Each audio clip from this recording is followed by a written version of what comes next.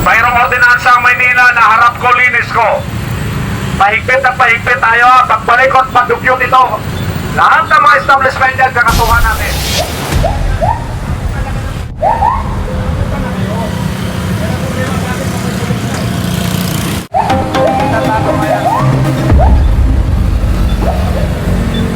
Walang lisensya, o tingin ako sa sakyan. Ay, walang pulis, itabi nyo na. Para matuto na tayo, ha? Nakakapagod na mag-warning. Ayan na. Para conscious kayo. Wala. Huli nyo na yun.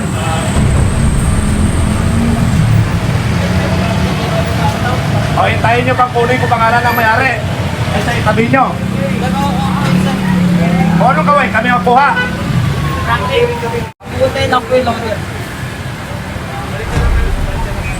Patingin ng business permit.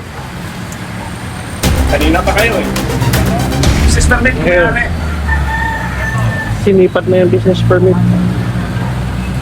Sino nangyari? Ito.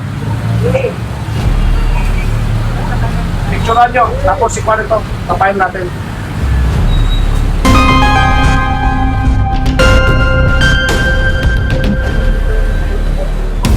Tayo na lang daw yung summon, sabi niya.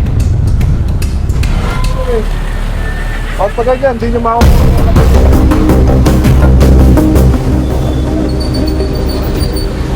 Pa. Dahil nyo pa kasi ang tawag kaysa pagtulong-tulungan, may kasuhan namin kayo. Yan.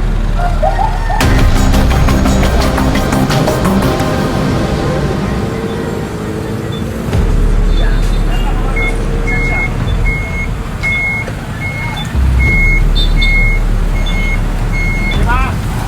Kung hindi naman kasi ilagay dito, pero gusto nyo sa kalsada, di ba?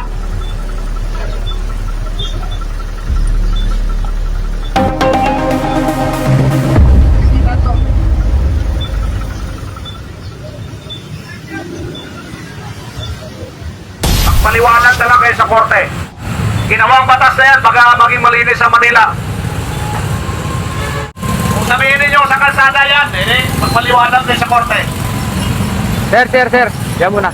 Initigitan.